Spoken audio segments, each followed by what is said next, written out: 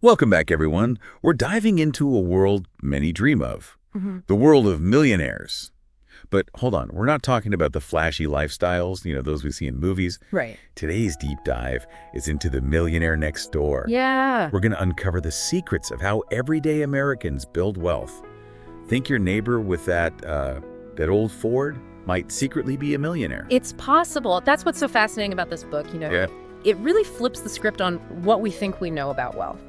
Turns out, many millionaires live surprisingly modest lives. Really? Yeah. Take Miss T and her husband, for instance. They live in a $275,000 house. They drive Fords and shop at, Dillard's. But they've achieved something many of us strive for: financial independence. It makes you wonder, if they're not spending money on yachts and designer clothes, where's it going? That's where the concept of PAWs and UAWs comes in. Okay. Prodigious accumulators of wealth versus under-accumulators of wealth. Got it. The book argues that it's not just about how much you earn, but how you manage your money. So you're telling me it's more about mindset and habits than hitting a specific income level? Exactly. Take Mr. Richards, for example. He's a mobile home dealer, not exactly a high-flying Wall Street type, Right. but his net worth is way higher than a lawyer in the same income bracket. Because he's a Right. PAW. He lives below his means and invests wisely. On the other side, we have the UAWs, like the doctor in the book, Dr. Ashton. He makes the great salary, but struggles to accumulate wealth because of his lifestyle, that high consumption lifestyle. It's interesting because it seems counterintuitive, but proves that a high income doesn't guarantee financial security. Yeah, and that's where the book's emphasis on frugality really comes in. Okay. There's this great story about a bunch of decamillionaires who, at a gathering, chose Budweiser over fancy wine and gourmet food. Wait, really? You'd think people with that much wealth would be all about the fancy stuff. Right. What's the takeaway there? It shows that true financial independence isn't necessarily about luxury, but about making smart choices that align with your values. So maybe driving that old Ford isn't just about saving money, it's a statement. It could be. The book also talks about their shopping habits, Okay. Most millionaires, they never spend more than $399 on a suit or $235 on a watch. Wow. That's way less than I would have thought. It really breaks down those stereotypes of millionaires, those with all the expensive brands. Right. They're more focused on value. So are you saying that building wealth and becoming a PAW is not about depriving yourself, but about being intentional? Exactly. Now let's talk about something that can be a bit sensitive. Oh, okay. Economic outpatient care. Economic outpatient care. Yeah. Or EOC. It's where things get interesting because we're getting into, family dynamics Right. and their impact on building wealth. So economic outpatient care, EOC. It sounds kind of clinical. What does it mean in the context of the millionaire next door? Well, it's basically the financial support parents give their adult children. Okay. And the book says, it's interesting, this can actually hinder wealth accumulation for both the giver and the receiver. I can see how that could create a sense of dependency. Hmm. Does the book go deeper into the specific ways EOC impacts building wealth? Absolutely, yeah. One key point is that EOC can mask the real financial situation of the person receiving it, The book talks about Mary and Lamar, a couple who seem affluent, Yeah. but they actually rely heavily on Mary's mother to keep up their lifestyle. So it's like a hidden form of keeping up with the Joneses, right? Exactly. And this can lead to a ripple effect, perpetuating the cycle of overspending and relying on others. But isn't it natural for parents to want to help their kids? Oh, absolutely. How does the book deal with that? Well, it's not about cutting off all support. Okay. It's about finding a balance between helping and encouraging independence. And here's a really interesting thing. The book found that the most economically productive children often get the least inheritance. Oh, wow. That's counterintuitive. Why would that be? It seems the kids who don't get as much help are more likely to develop the skills and mindset to build wealth on their own. They learn to be resourceful, Right. make smart choices, and they're less likely to fall into that trap of lifestyle inflation. It's like they're forced to figure it out themselves. Exactly. The book uses this example of two sisters, Sarah and Alice. Okay. Sarah, she didn't get much financial help from their parents, ended up being more successful, and you know what? Yeah. She ends up supporting Alice's children. Wow. That really shows how EOC can sometimes create a cycle of dependence, even across generations. Absolutely. Okay, let's shift gears a bit. Okay. Let's talk about investing, which can be a topic with a lot of misconceptions, especially when it comes to millionaires. Yeah, you hear about people getting rich quick by day trading. Does the Millionaire Next Door back that up? Actually, it completely debunks it.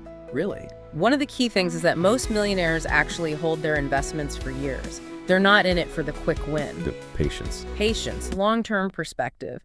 The book actually says only 9% of millionaires are frequent stock traders. Wow, okay. That's interesting. So how do PAWs invest then? One thing that sets them apart is the amount of time they spend planning their investments. Really? The book says PAWs spend over 100 hours a year planning, while UAWs only spend about half that. Wow, that's a big difference. So they're really putting in the work to make good choices. And they're not blindly following advisors either. Many PAWs like to take a hands-on approach. So they're educating themselves. Educating themselves. There's an example of this millionaire, Mr. Martin. He requests the tax returns of potential brokers before he even considers working with them. Talk about due diligence. Right. It goes back to that core principle, millionaires are intentional about their finances. It's inspiring, that level of commitment. Absolutely. So, if we look at the bigger picture, what are some of the key values that contribute to becoming a millionaire next door? Good question. Well, one of the main things is this idea that millionaire, especially self-made ones, prioritize financial independence over social status. You know what I mean? Like they're not driven by the need to impress people with fancy things. Exactly. It's about building a secure future for themselves and their families. Absolutely. The book tells this story about Mr. Allen. He's a multimillionaire, but he lives modestly. Interesting. His wealth isn't about showing off. It's about freedom and security. That's a great point. It really challenges how we think about success. Doesn't it? So it's not just about the money, it's about aligning your lifestyle with your values. Exactly.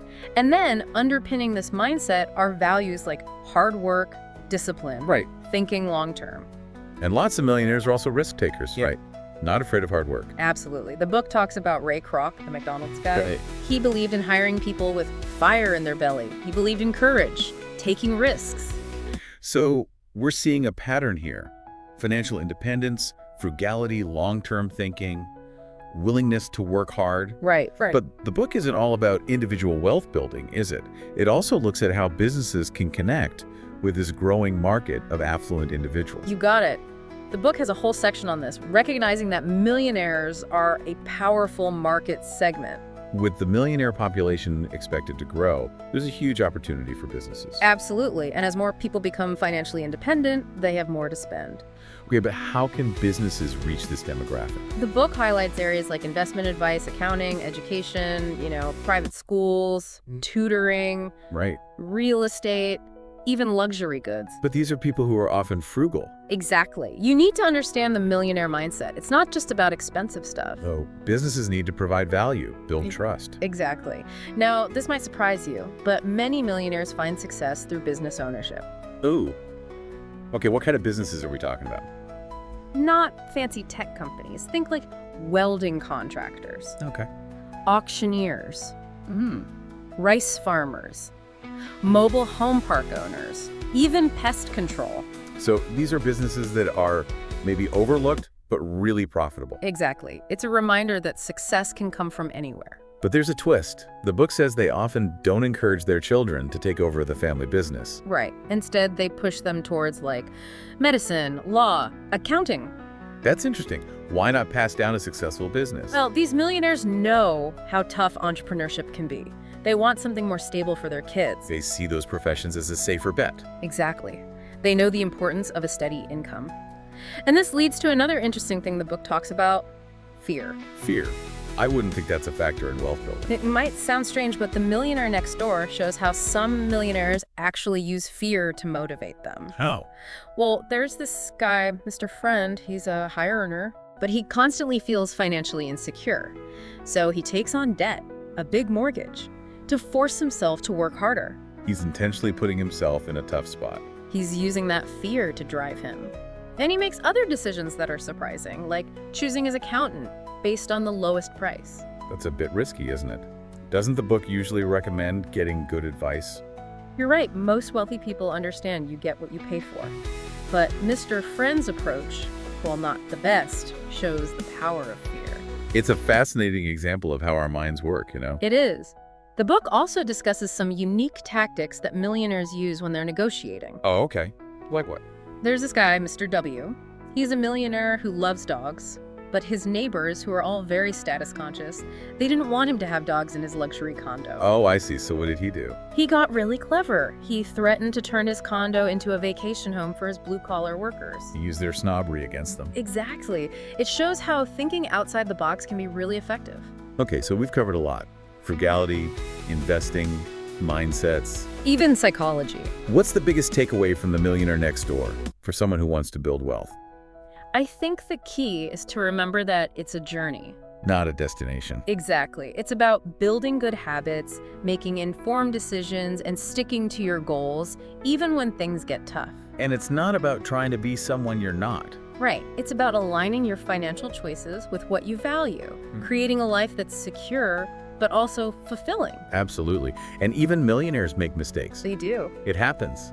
The important thing is to learn and keep moving forward. It's about perseverance. Exactly. Yeah. The book tells a story about a millionaire who spent 7 months looking for a used car. 7 months? Seriously?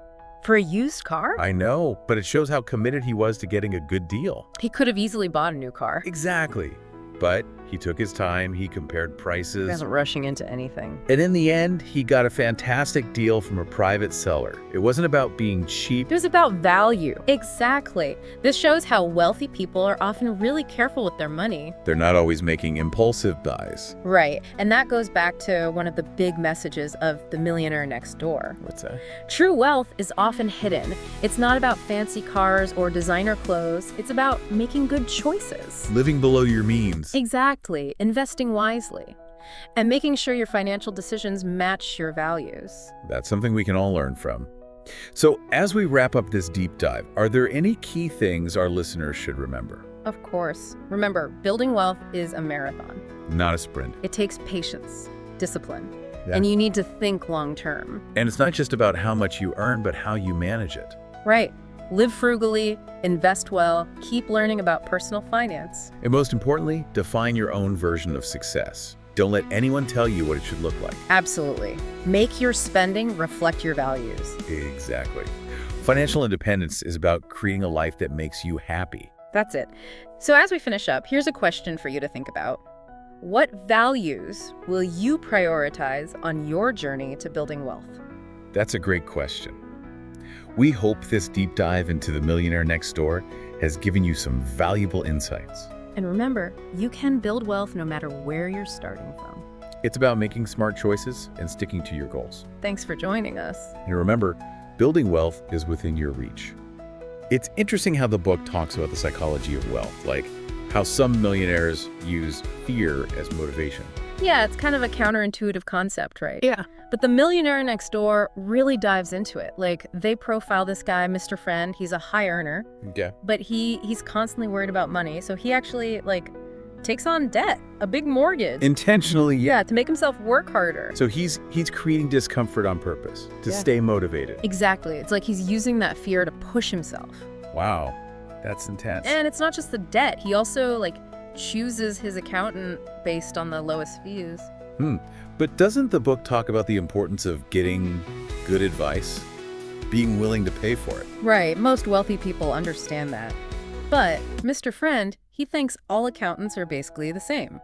That seems kind of risky. Yeah, it's not the approach I would recommend, but it shows how our psychology, even fear, can play a part in this whole thing. There isn't just one way to build wealth. It's fascinating. Speaking of different approaches, the book also mentions some of those negotiation tactics that millionaires use. Oh, yeah. Any that really stick out to you? Well, there's this one guy, Mr. W, who wanted to have dogs in his condo, but his neighbors were, super snobby about it. Oh, I see. He basically threatened to turn his place into a vacation spot for his blue-collar employees. He totally flipped it around. That's brilliant. It shows you how thinking outside the box can really pay off.